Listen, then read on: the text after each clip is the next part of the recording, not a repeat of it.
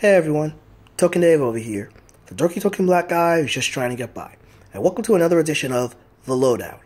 Here, I give you a quick review of a movie or a TV series that has just been released, and today I'm going to give you the lowdown on Proud Mary. So, Mary is a hit woman from a Boston organized crime family who pulls out a hit that leaves a young boy orphaned. A year later, Mary runs into that same boy who seems to have been working for another crime syndicate and who has been abused by this person. And trying to negotiate for the kid, Mary ends up actually, pulling off a unsanctioned hit that actually invokes a whole gang war.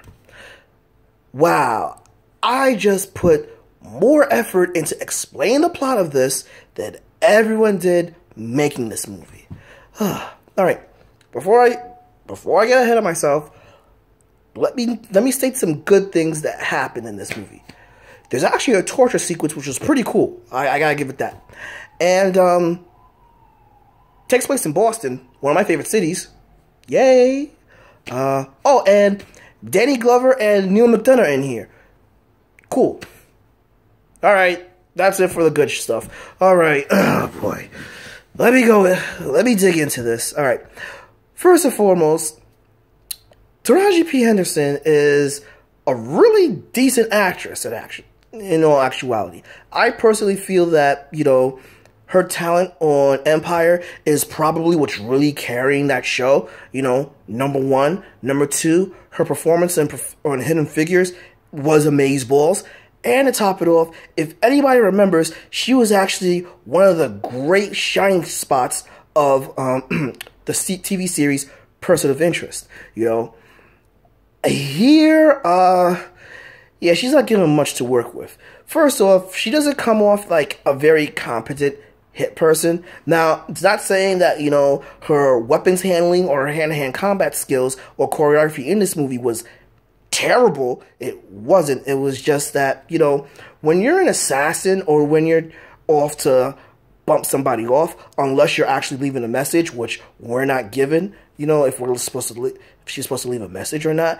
When she goes to assassinate someone, she leaves a lot of physical evidence around. I mean, she breaks into somebody's home by shooting the lock and everything. Okay, obvious break-in. And when she kills someone, she leaves their head splattered all over the place. It's like, great, tons of forensic evidence. Wonderful. And in the aforementioned torture scene that I actually talked about, which was really cool, you see her in the movie and she's flinching throughout the whole torture scene. I was like, lady, you're a hit woman. This shouldn't be bothering you. This should be like a day that ends in Y for you, And to top it off, basically, Mary's relationship with the kid is pretty much run by the numbers. Street kid that has a bit of a sassy mouth and everything that basically, doesn't want or need help, but obviously does because he's a kid. He isn't wise to things of the world and everything. So their dynamic, their mother figure-like, son figure-like dynamic is really just, okay, taking away this cliche, 1. Okay, 2. And yeah, this movie is like a ton of cliches from the movies from the 70s, if you know what I'm talking about. And what's another cliche like this? Well, since this is actually displayed as a black movie, everybody that's white in the movie is basically evil or is end up going to be dead. I mean, granted, this is an organized crime film. Nobody's a good guy in here, except for maybe the little boy, who's forced into this. But come on, man, really? It's like, okay, this person's white, we kill him. That person's white, we kill him. Okay? I mean, dude, it's reverse racism, guys. Come on, call it like it is. And by the way, not only that, all the characters in here, I did not give a flying fuck about. I was actually just like, even the kid who's like really, really being abused. It's like, okay, yeah, and come on, we've seen this before. And when they actually try to do some character development, it's really, really forced. It's like, okay, yes, we know you're slowing the movie down because you want to give these characters some depth. it don't work. And to top it off, like, you know, one thing that was actually started out very interesting, we actually had a bit of a interesting dynamic between Mary, Tom, a fellow assassin, who works for Benny, played by, Benny is the head of one of the organized families, played by Danny Glover. Just an interesting dynamic that started to flourish there. That started to get interesting, and then it just fizzled out quickly, you know. There isn't much more to say, you know.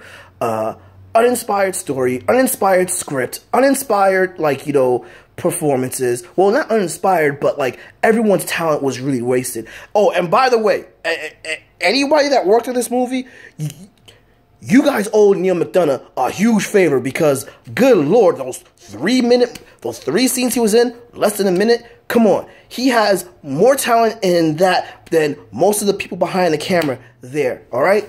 And, well, what else could I say? Like, you know, waste of actors' talent, bad cliches, you know, choreography sequences that are, like, really, really boring and everything, and, like, and bored throughout the whole movie. I was, and people made really dumb decisions, like, really obvious dumb decisions in this.